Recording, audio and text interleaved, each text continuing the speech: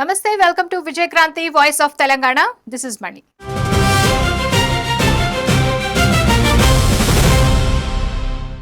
Global capability సెంటర్లను ఆకర్షించడంలో హైదరాబాద్ దూసుకుపోతోంది. కేవలం 20 నెలల్లోనే 150 జీసీసీ హైదరాబాద్కు వచ్చాయంటే మన భాగ్యనగరం ఏ స్థాయిలో విదేశీ కంపెనీలకు నిలవుగా మారుతోందో అర్థం చేసుకోవచ్చు. దీనికి సంబంధించిన వార్తను ఇప్పుడు చూద్దాం. 20 నెలల్లో 150 జీసీసీలు, 1.5 లక్షల మందికి ఉపాధి.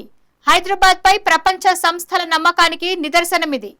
రాష్ట్రంలో పెట్టుబడులకు అనుకూల వాతావరణం. జేఎల్ఎల్ జీసీసీ ప్రారంభోత్సవంలో ఐటీ పరిశ్రమల శాఖ మంత్రి శ్రీధర్ బాబు.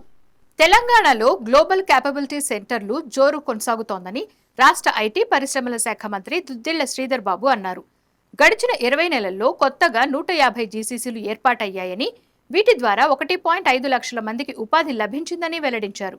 తాజాగా ఫైనాన్షియల్ డిస్ట్రిక్ట్ లో జేఎల్ఎల్ సంస్థ ఏర్పాటు చేసిన గ్లోబల్ క్యాపబిలిటీ సెంటర్ను మంత్రి శ్రీధర్ బాబు ప్రారంభించారు.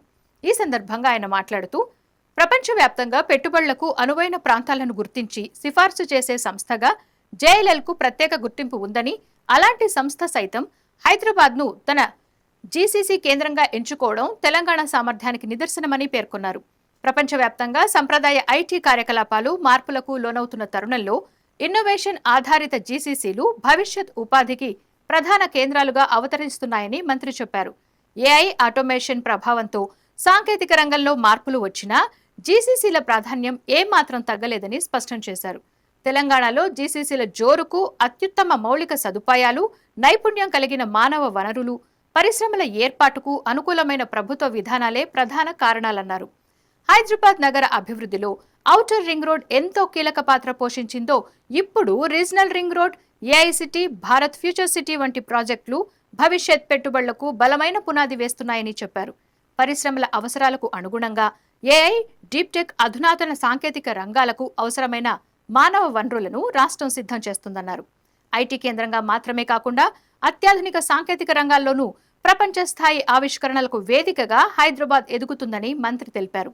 2024-26 మధ్య దేశవ్యాప్తంగా జీసీసీల కార్యాలయ లీజింగ్ లో హైదరాబాద్ వాటా 16% నమోదైందని పేర్కొన్నారు.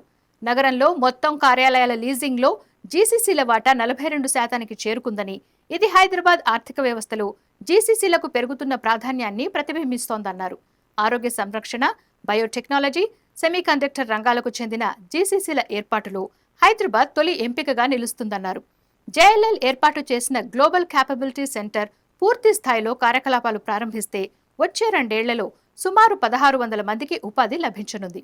సో వ్యూవర్స్, హైదరాబాద్లో భారీ సంఖ్యలో జీసీసీల ఏర్పాటు, విదేశీ పరిశ్రమల రాకపై మీ అభిప్రాయాలను కామెంట్స్లో చెప్పండి. వీడియో నచ్చితే లైక్, షేర్, సబ్స్క్రైబ్ చేయండి.